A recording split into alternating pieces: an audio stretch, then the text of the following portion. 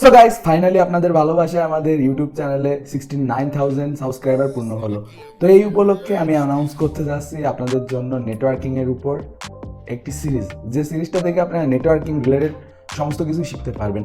এবং এই সিরিজটার মূল উদ্দেশ্য হলো কম্পিউটার নেটওয়ার্কিং, এই জিনিসগুলো আপনাকে একদম ক্লিয়ার কাটভাবে সুন্দরভাবে বুঝিয়ে দেওয়া।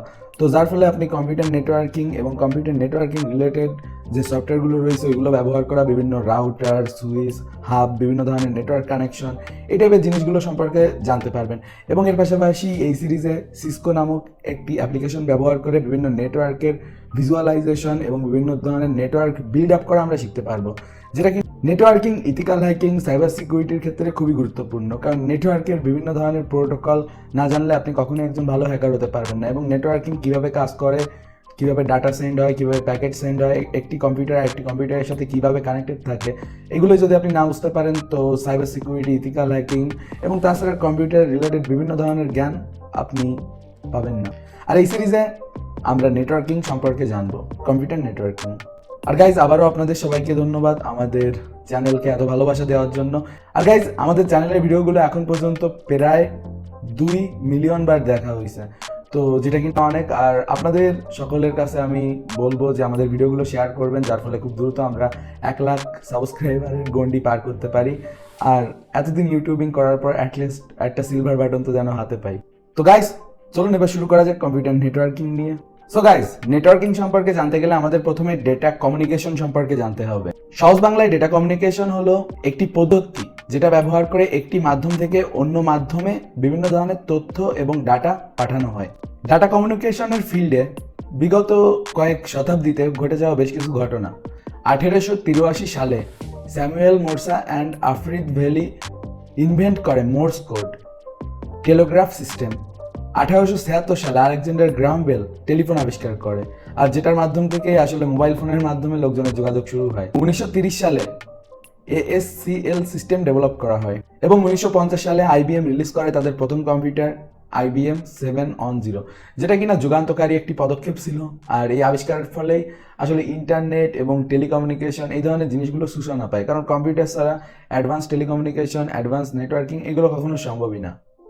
আর 1907 সালে IBM রিলিজ করে প্রথম কমার্শিয়াল কম্পিউটার, আর সেটা থেকে কম্পিউটার নেটওয়ার্কিং এইভাবে সমস্ত কিছু শুরু হয়। কারণ যদি প্রথমে কম্পিউটারই না থাকে তো কম্পিউটার নেটওয়ার্ক কীভাবে তৈরি হবে?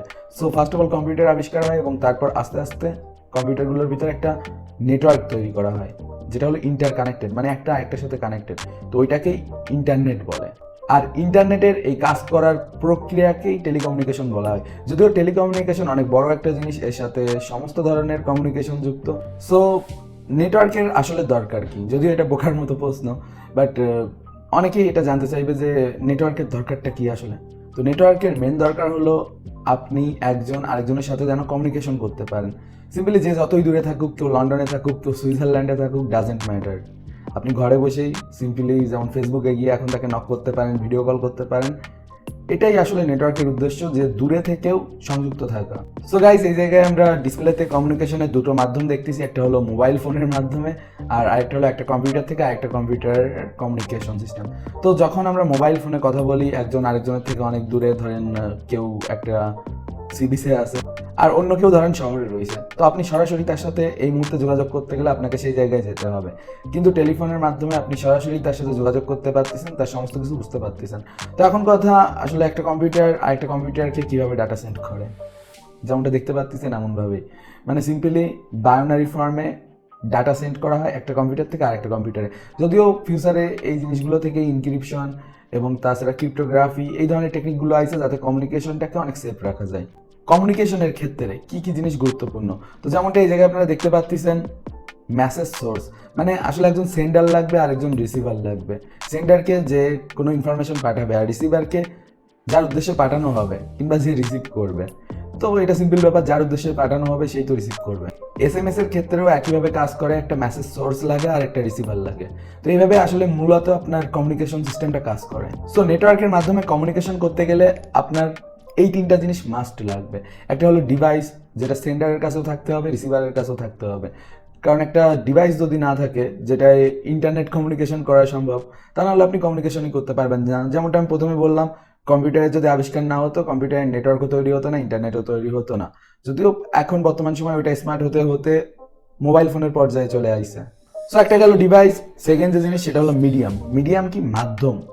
অর্থাৎ যে মাধ্যমটা ব্যবহার করে আপনার তথ্যটা অন্যজনের কাছে যাবে, অর্থাৎ তার কাছে যার কাছে আপনি পাঠাতে চাচ্ছেন। আর last but not the least 3 number জিনিসটা হলো মেসেজ। যে জিনিসটা আপনি পাঠাবেন, আপনি উল্টাপাল্টা যে কোনো জিনিস যে কাউকে পাঠাতে পারেন না। আপনি যে মেসেজটা পাঠাবেন তার অবশ্যই একটা মিনিং থাকতে হবে, তা না হলে ওটা পাঠাইতে কোনো লাভ নেই, তাই না? আপনি ধরেন জগা খিচুড়ি কাউকে লিখে পাঠালেন, ওটার কোনো সেন্স আসে না। তো নেটওয়ার্কের মাধ্যমে কমিউনিকেশন করার জন্য এই 3টা ক্রাইটেরিয়া মাস্ট লাগে। আর অবভিয়াসলি প্রোটোকল, মানে কোন সিস্টেমটা ব্যবহার করে আপনার মেসেজটা যাবে। ধরেন টেলিফোনের যে প্রোটোকল আর SMS এর যে প্রোটোকল, ওই দুটো আলাদা, আবার ইমেলের প্রোটোকলও আলাদা। তো এরকম বিভিন্ন প্রোটোকলে বিভিন্ন ধরনের মেসেজ তথ্য যায়। অ্যাজ লাইক ধরেন ভিডিও কলের যে প্রোটোকল, ওইটা মোবাইল ফোনের কল থেকে আলাদা। অ্যাজ লাইক যেমনটা আমরা জানি 3G আসার পর থেকে ভিডিও কল চালু হয়েছে। আপনি 2G যে প্রোটোকল, ওইটা ব্যবহার করে আপনি অত স্পিডে ভিডিও কল করতে পারবেন না, কারণ 2G যে নেটওয়ার্ক ব্যান্ড সাপোর্ট করে ওটা এনাফ না ভিডিও পাঠানোর জন্য। অর্থাৎ আপনার যে প্রোটোকলটা ওটাকেও যথেষ্ট জব্দ হতে হবে। অ্যাজ লাইক এখন যেমন 5Gতে 0 লেটেন্সিতে ডাটা ট্রান্সফার করা সম্ভব, ওটা তো আর 3Gতে সম্ভব ছিল না। ভিডিও কল করলে মেসেঞ্জারে বেঁধে বেঁধে যেত। তো ওই ধরনের বিভিন্ন ধরনের প্রবলেম আছে। আর তাছাড়া আগে যখন ডাইরেক্ট ভিডিও কল করা হতো ওই সময় নেটওয়ার্কের বিভিন্ন ধরনের ঝামেলা আসতো। যদিও ওই ফিচারটা এখন মোবাইল ফোনে নেই, ডাইরেক্ট ভিডিও কল করা, ওইটা আমরা হোয়াটসঅ্যাপ, মেসেঞ্জার এই ধরনের অ্যাপ্লিকেশনগুলো ব্যবহার করে থাকি। সো গাইজ, মেনলি 5টা এলিমেন্ট থাকে কমিউনিকেশনের। অ্যাজ লাইক যেমনটা আমরা এই জায়গায় দেখতে পাচ্ছি যে প্রোটোকল বলে একটা জিনিস থাকে, যেটা হলো আসলে আপনার ট্রান্সফরমেশন হবে কিভাবে কোনো তথ্য, ওটার মাধ্যমে কাজ করার নিয়ম। আর তা বাদে আপনার একটা মেসেজ তো লাগতেছে। আর তা বাদে মাধ্যম ধরেন আপনার অপটিক্যাল ফাইবারও হতে পারে, ডিশ লাইনের তারও হতে পারে, ওটাতেও তো কমিউনিকেশন হচ্ছে, আপনি টেলিভিশন দেখতেছেন। তো ওই টাইপের যে জিনিসগুলো রয়েছে, নেটওয়ার্কের টাওয়ারকেও ধরতে পারেন। তো এগুলো আসলে এলিমেন্টের আন্ডারে আসে। আর প্রোটোকল ওই জায়গায় আসলে কিভাবে জিনিসটা কাজ করতেছে ওইটার নিয়ম। মানে ধরেন আপনি 2টা টাওয়ার বসাই দিলে আপনার নেটওয়ার্ক কাজ করবে না, আপনাকে টাওয়ারে সেট আপ করতে হবে। তো নেটওয়ার্কিং এর এটা কিন্তু একটা মেন পার্ট, যে আপনার নেটওয়ার্ককে কনফিগার করা। তো কনফিগার করাটাকেই প্রোটোকল বলতে পারেন। অ্যাজ লাইক আপনি যখন একটা নতুন রাউটার কিনে ওটাকে তো আপনার সেট আপ করতে হয়, এটা ওইটার মতোই। আর তারপর সেন্ডার আর রিসিভার। তো এই 5টা জিনিস থাকলে আপনার কমিউনিকেশন প্রপারলি হবে। আগে যে জিনিসগুলোর কথা বলছি এগুলো মেন এলিমেন্ট ছিল, আর এগুলো ভিতরের এলিমেন্ট। আর আস্তে আস্তে আমরা প্রত্যেকটা এলিমেন্ট আর প্রত্যেকটা জিনিস সম্পর্কে অনেক গভীরভাবে আলোচনা করব। সো গাইস, এই জায়গায় একটা টার্ম আসে, সেটা হলো ডাটা কমিউনিকেশন আর টেলিকমিউনিকেশন। দুটোর ভিতর ডিফারেন্স কি? দেখেন, টেলিকমিউনিকেশন সাধারণত হয়ে থাকে টাওয়ারের ভিত্তিতে। As like mobile tower, mobile signal, এই টাইপের জিনিসগুলো যেগুলো রিলেটেড। অ্যাজ লাইক ধরেন আপনি কাউকে ভয়েস কল করতেছেন, তো ওই যে ট্রান্সমিশনটা হয়ে থাকে ওটা হয় অডিও ট্রান্সমিশন। আপনি যে অডিওটা বলেন, মানে অ্যাজ লাইক আপনি যেটা বলতেছেন ওটা তো অডিও রেকর্ড করলে, তো ওইটাকে তারপর বায়োনারিতে কনভার্ট করা হয়। সেই বায়োনারিকে আপনার নেটওয়ার্ক টাওয়ারের মাধ্যমে অন্য টাওয়ারে পৌঁছানো হয় আপনার রিসিভারের কাছে, তারপর ওই কমিউনিকেশনটা কমপ্লিট হয়। আর ডাটা ট্রান্সমিশনটা একটু অন্যভাবে কাজ করে। এটা হলো সাপোজ ধরেন আপনি ফেসবুকে কাউকে একটা মেসেজ লিখলেন, তো ওই যে মেসেজের যে ইনফরমেশনটুকু ওইটুকু আসলে যাবে ফেসবুকের সার্ভারে, তারপর যাবে ইউজারের কাছে। তো দুই রকম ভাবে হয়ে থাকে। এটা অপটিক্যাল ফাইবার ইউজ করা হয়, আর একটা টেলিফোন লাইন আর ওয়্যারলেসলি টাওয়ারের মাধ্যমে হয়ে থাকে। তো দুটোর ভিতর ডিফারেন্স কি? তো এই জায়গায় প্রোটোকলগত ডিফারেন্স আছে, মিডিয়ামগত ডিফারেন্স আছে, বাট প্রত্যেকটাতেই কিন্তু আপনার সেন্ডার, রিসিভার আর মেসেজটা তো লাগতেছে। তো ওই কারণে ওই তিনটাকে আমি একটু মেন পয়েন্ট বলছিলাম। সো গাইজ, এখন আমরা জানবো যে ডাটা কিভাবে ফলো হয়ে থাকে। মানে একটা তরঙ্গ, ডাটাকে আপনি একটা তরঙ্গ ভাবতে পারেন, বাট আমি বলবো একটা ইনফরমেশন। তো ওইটা আসলে কিভাবে ফলো হয়ে থাকে, ওইটার কি ধরনের সিস্টেম রয়েছে। ডাটা ফলোর 3টা সিস্টেম রয়েছে।